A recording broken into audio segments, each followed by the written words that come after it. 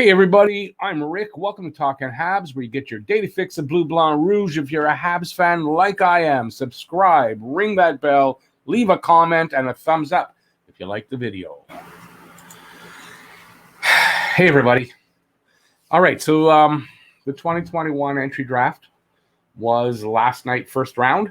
Today, rounds 2 to 7 are going on. They're already happening as I'm doing this video. So I was hoping this video would be a video where I tell you all about the pick. Montreal had the 31st pick, but it really was the 30th because of the Arizona Coyotes being disqualified out of the first round for their natural first-round pick. Yeah, I would have had all kinds of good stuff to say and, stuff you might not have known about the guy, all that. I would have done my research and all that. But today, can't really do that. Don't want to do that about the kid that they picked. I'm not very happy about it. I'm sure by this time my video is out. You guys kind of know.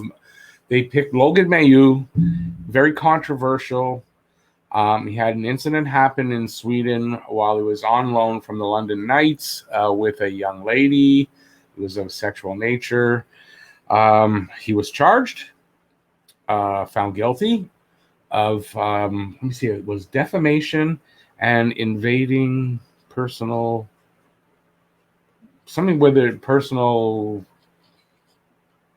information, whatever it was, but it was invading her rights of freedom, personal information, something like that. Anyway, I should have written that down. I apologize. So he issued an apology apparently to her and her family, which wasn't satisfactory to the victim because apparently she said that she didn't feel that he was remorseful. And it was just a 3-sentence text. Now, he said more to, he released a big statement before the draft asking to not be taken. He recused himself. So that seemed like a good sign and everything. And then Montreal picks him. And they picked him and then released a statement right after when the draft was over for the night. And I say this, if you had to release a statement about it, might have been the first red flag about taking this kid. Now, I do understand. Kid has talent, and he would have been a higher draft pick if it wasn't for all this controversy. And if you think of that, and Montreal may have gotten him, and it's a steal, but you have to take into account everything, and I just think it was a mistake. I just hope I'm wording it right. I did write an opinion piece that I'm going to read after I show you a few things, and I'll get my points across a little better. Here we go. This is a statement from the Habs. By drafting prospect Logan Mailloux with the 31st overall pick, the Montreal Canadiens organization not only selected a promising hockey player, but also a young man who recently admitted to making a serious mistake. The Canadiens are aware of the situation and by no means minimize the severity of Logan's actions. Logan understands the impact of his actions. His recent public statement is a genuine acknowledgement of his poor behavior and the first step on his personal journey. We're making a commitment to accompany Logan on his journey by providing him with the tools to mature and the necessary support to guide him in his development. We also are committed to raising awareness among our players about the repercussions of their actions on the lives of others. Very nice statement. Sure. What's missing to me is, shouldn't they have said that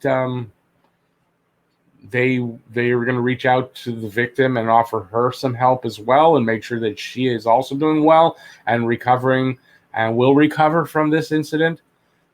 I mean, I think to me that if they're going to say that nice stuff about this kid, that they should do that. So for me, that's a bit of a problem. Now, the kid then, after being picked by Montreal, released this statement. During an intimate moment with a young woman, I took a picture of us without her consent. I sent it to my teammates to impress them. It was totally irresponsible and a stupid act that I committed without thinking twice. Now, I know he's a 17-year-old kid, and yeah, of course, so 17-year-old kids do this kind of stuff.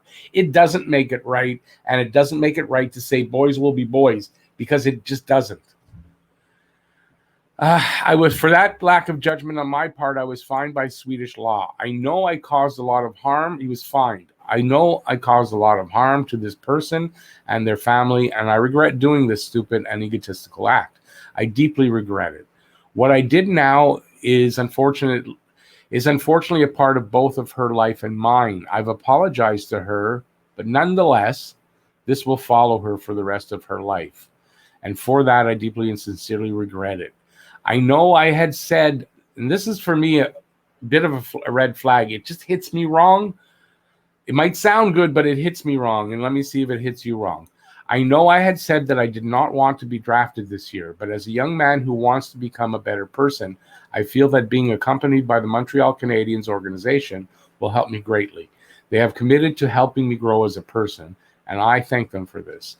I've already started my personal journey as I'm participating in professional counseling.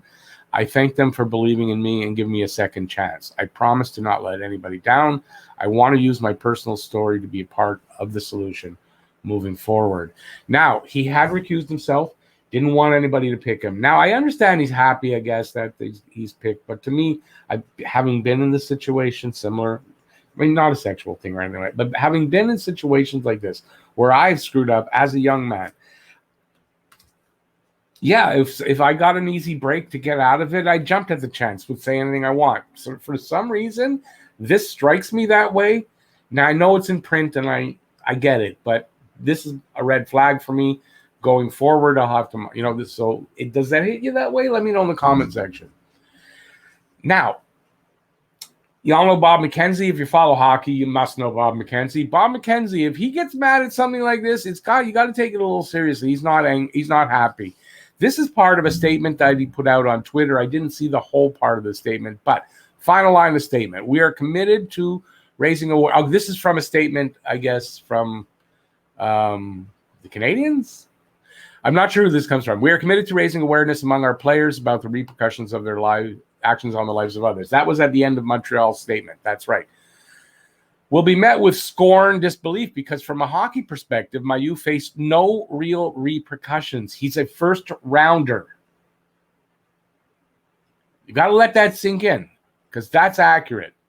The only real victim in this situation is the teenage woman who actually experienced real repercussions through no fault of her own. I'm not sure many in hockey thought Mailloux would never be drafted, but not sure many figured it would be tonight, which was last night during the draft. That's Bob McKenzie angry. Believe me, he's not happy with this, and I tend to agree with him. Okay, I'm going to read you, I guess this is a prepared piece that I wrote, okay? So it's, an op-ed piece. I'm going to read it to you. I hope it doesn't sound too jumbled, but these are my feelings on the situation. And again, in the comment section, I mean, obviously it's going to be open, and you can you can leave a comment however you feel about what I say here. Okay, I believe by him not really paying the full price, I think he'll get away with it like Austin Matthews did. I bring up Austin Matthews because of his incident that he was able to pay his way out of with that female security guard. And Austin Matthews paid zero price for it, except cash. Zero price. He's become an NHL superstar. And I hate the guy for it. That's the main reason. I mean, I want to know why I don't really like Austin Matthews. Is that's one of the big reasons. And I didn't really like him to start with, and that made it even worse. So Captain Underpants got away with it, and I fear that this kid's going to do the same thing. And I don't like the fact that it's going to be in a Montreal Canadiens uniform. Anybody who's mad at this incident here with this kid should also be talking about Austin Matthews and the Leafs. Sidebar, sorry. So they say they're committed to guiding him and giving him the tools needed. And that's all great. And I think that's something the kid does need. But what about his victim? Are you making sure she has help and being guided and giving her the tools needed to recover? Because I think the price you're going to pay him in salary or whatever over the time he's with the Canadiens, part of that cost, that should be considered, that whatever help she needs, foot the bill. You want to have the kid, you wanted to draft him, foot the bill for this. Show how classy an organization Montreal is, and I've believed it my whole life. Well, that would be a classy way to do it. Are the Canadiens saying sexual assault is excusable? And I asked that question because, and I'm not going to comment any more than saying, we all know right now what's going on in Chicago. from back in 2010, and our GM was working there. He denies that he knew anything about it, and that's fine. But I mean, it makes you wonder the validity of that denial, and I don't know. This really makes me wonder. I believe in giving, I'm not saying, I'm just saying it makes me wonder. I don't know the truth of the matter on anything, and I'm not saying anything, but it makes you go, huh? I believe in giving a second chance. I do, because I've had many second chances in my life, and it took me a long time until I was a much older person, till I really understood, and I really took control of the responsibility for things I do in my life. So I believe in giving a second chance to people, but only after they've been given the time. And remember, he asked not to be drafted, to be given time to start on that journey. So only after they've been given the time to properly get better and change. And this kid, I don't see where the time's been given for that. There's been a little bit of time, but I don't think enough. This kid's been rewarded. He's been rewarded. He's a first-round draft pick. It's not a punishment for the rest of his life. I can hardly see through my glasses. For the rest of his life, he could always say he was a first-round draft pick.